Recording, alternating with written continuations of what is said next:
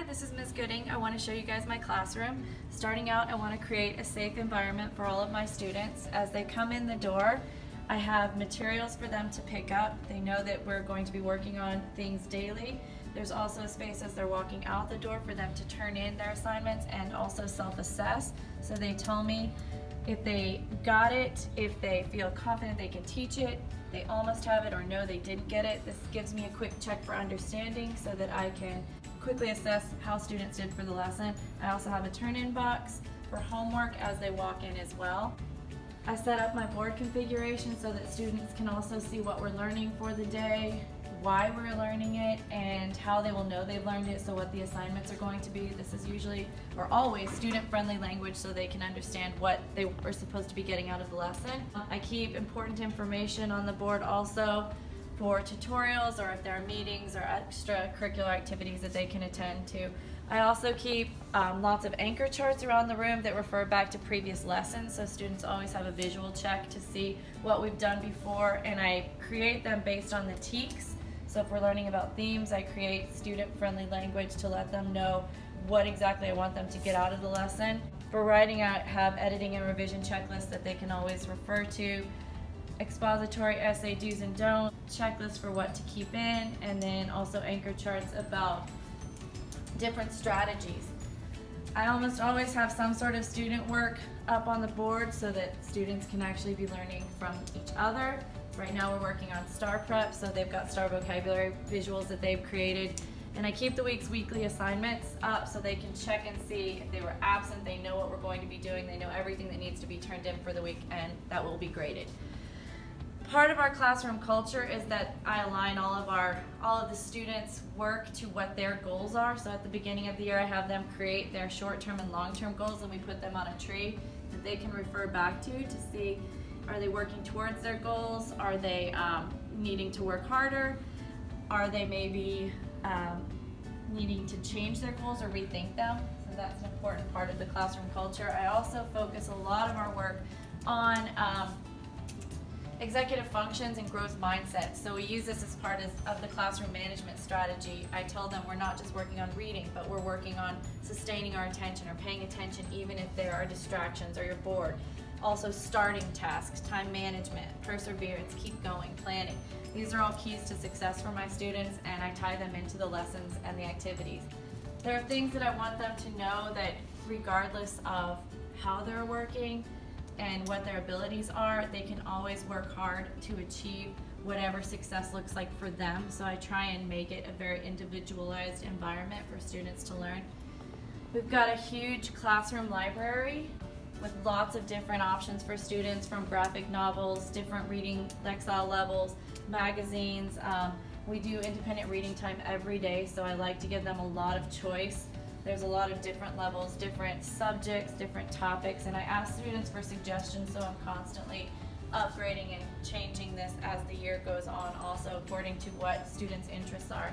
I have quite a lot of anchor charts and visuals for students to learn from. Even if they're not part of the lesson for that day, they can constantly refer back to them. So essay writing and paragraph writing, I like to put it in student-friendly language as well so that they can refer back to it. I keep supplies on hand, so if a student has forgotten their pen or pencil, or they need markers or ruler, everything's available for them, so that's never a barrier for learning.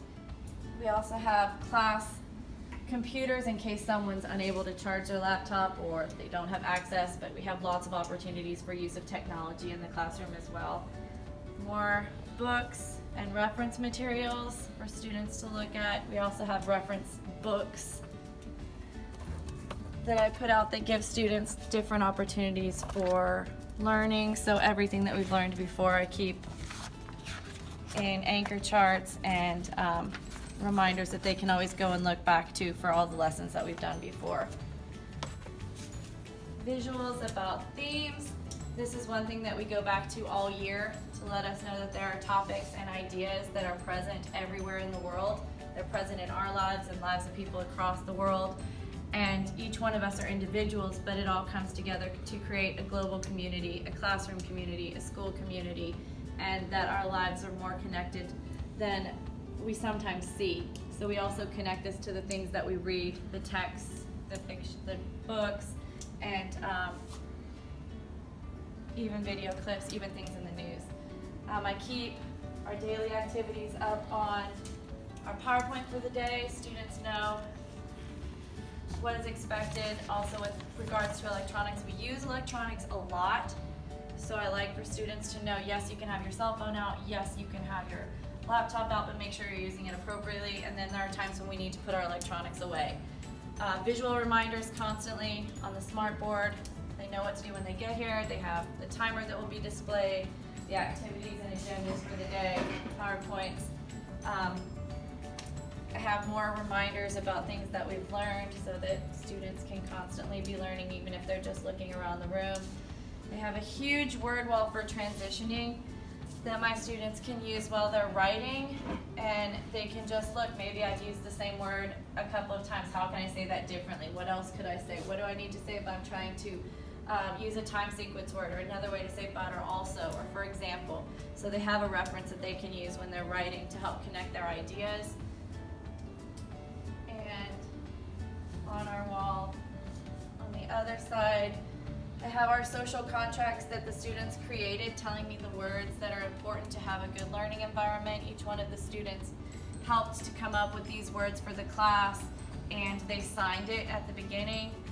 And then a couple of examples of how I also create student-friendly signs to let them know about the TEKS that we're learning so they understand in language that's central to what they're learning, what they're supposed to be getting from the lesson, and also how it relates to the standard.